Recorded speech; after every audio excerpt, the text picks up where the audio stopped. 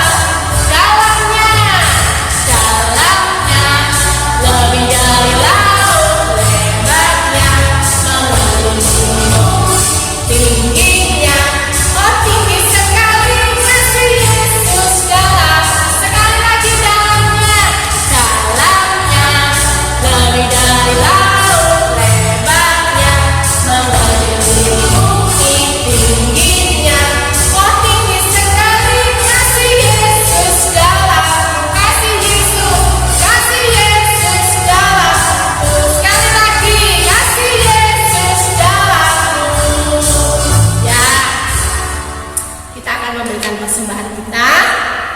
Mari adik-adik yang sudah diberikan uang persembahan oleh ibu, oleh bapak, oleh mama papa, kita kumpulkan ya. Kita angkat satu pujian, bawalah persembahan.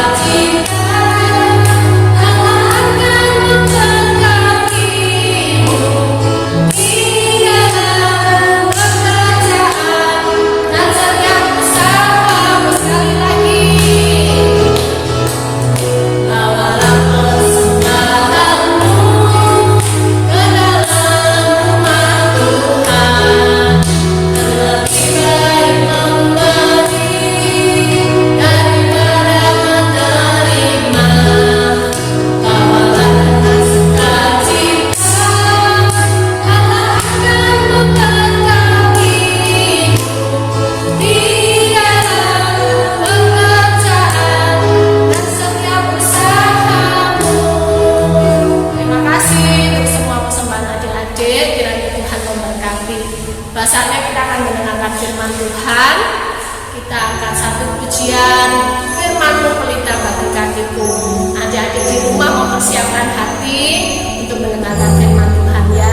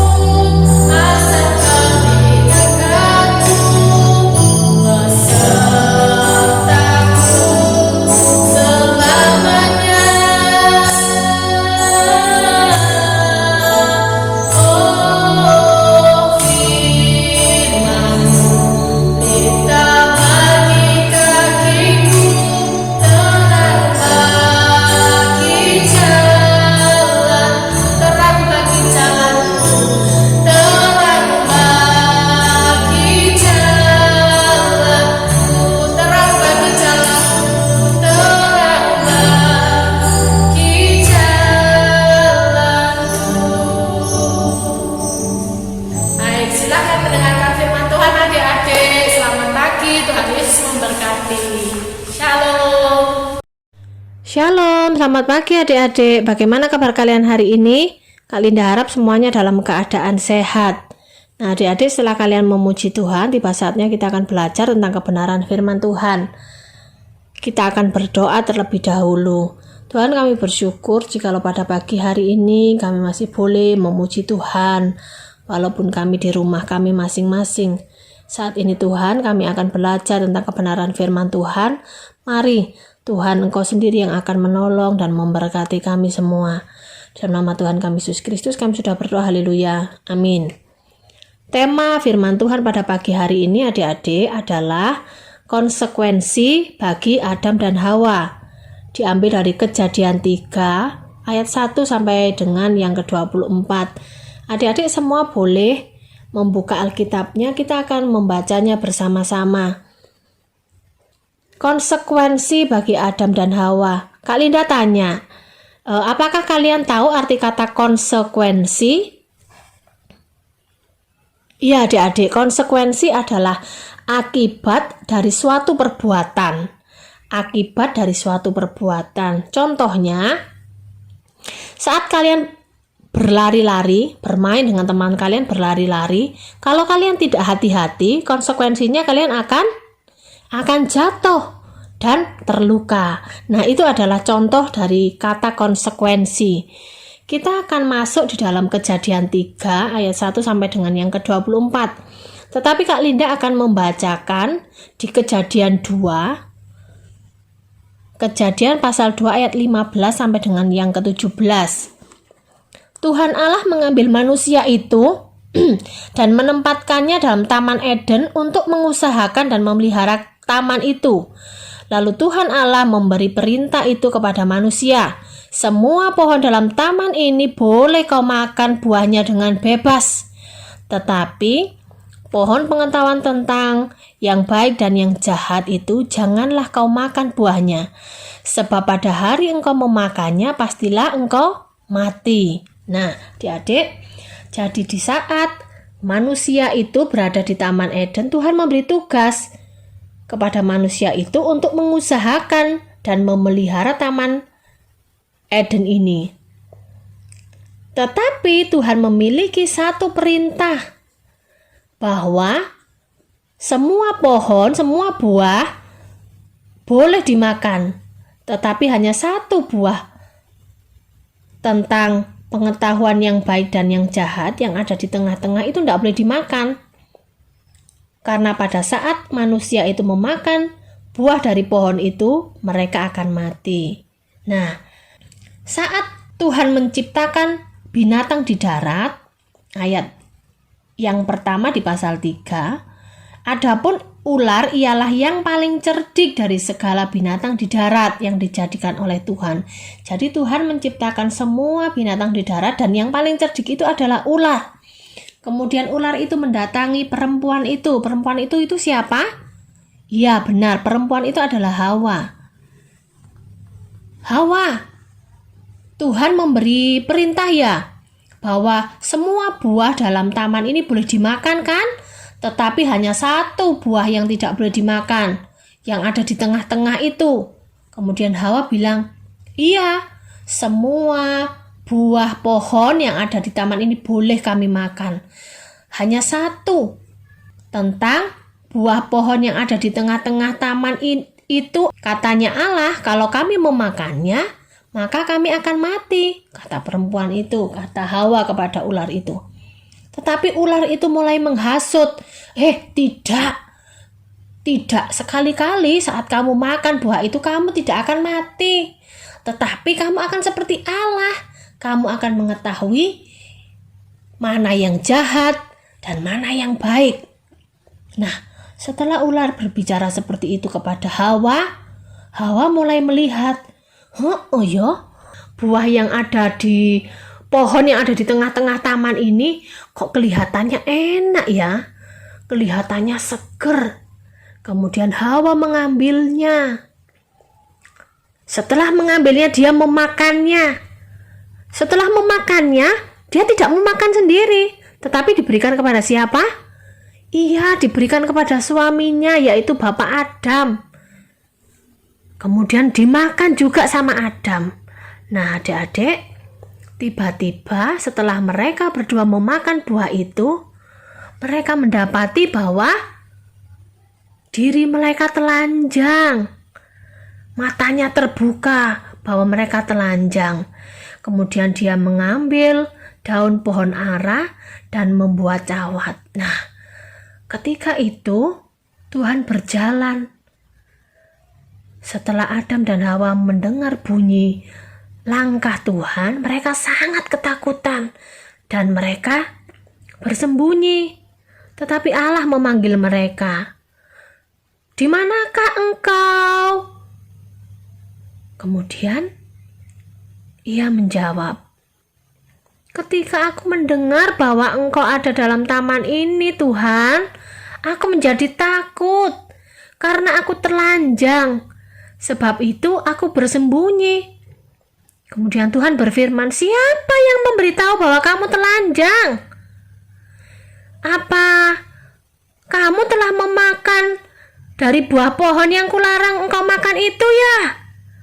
Dan manusia itu menjawab, "Perempuan yang kau tempatkan di sisiku, Tuhan." Jadi Adam bilang, "Ini loh Hawa, ini loh Tuhan yang memberi aku. Dia yang memberikan aku buah ini."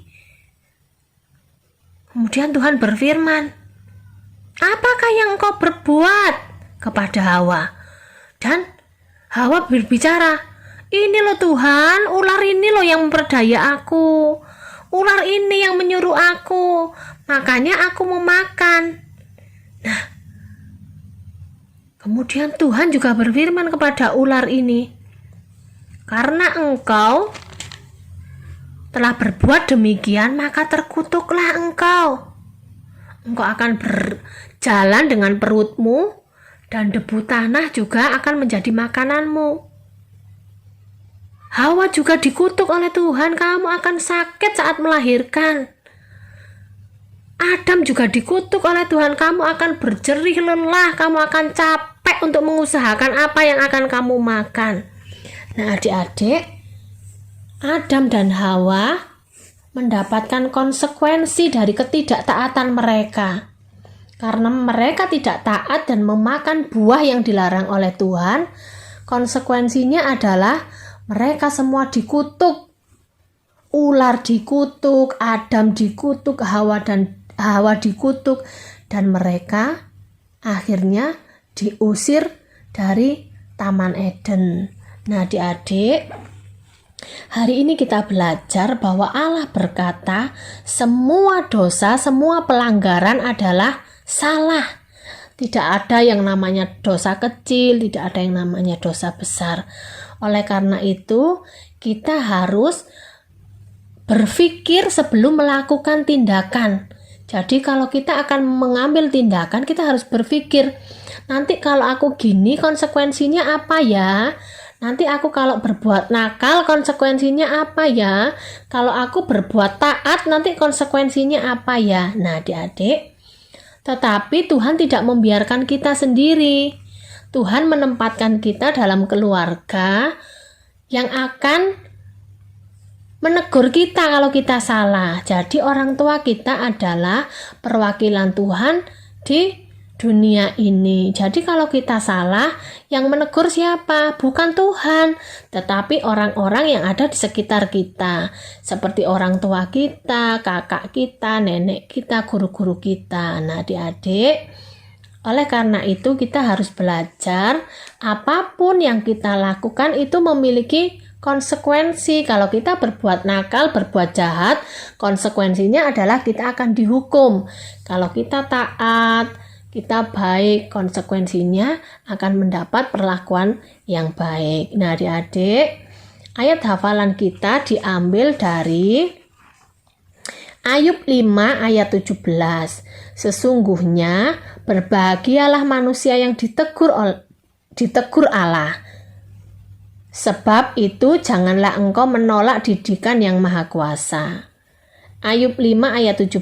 Sesungguhnya berbahagialah manusia yang ditegur Allah.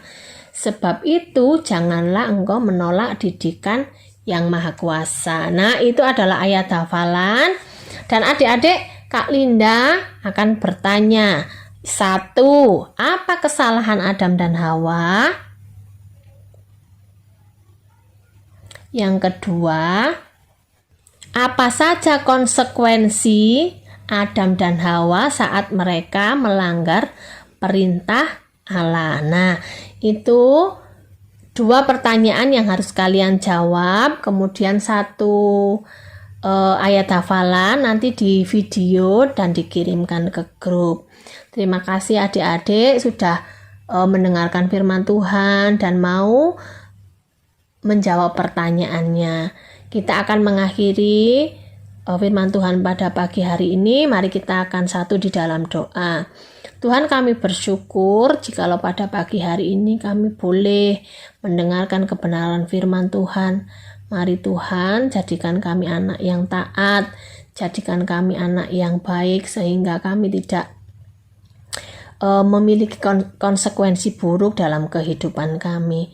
Terima kasih Bapa, di dalam nama Tuhan kami Yesus Kristus kami sudah berdoa, haleluya, amin.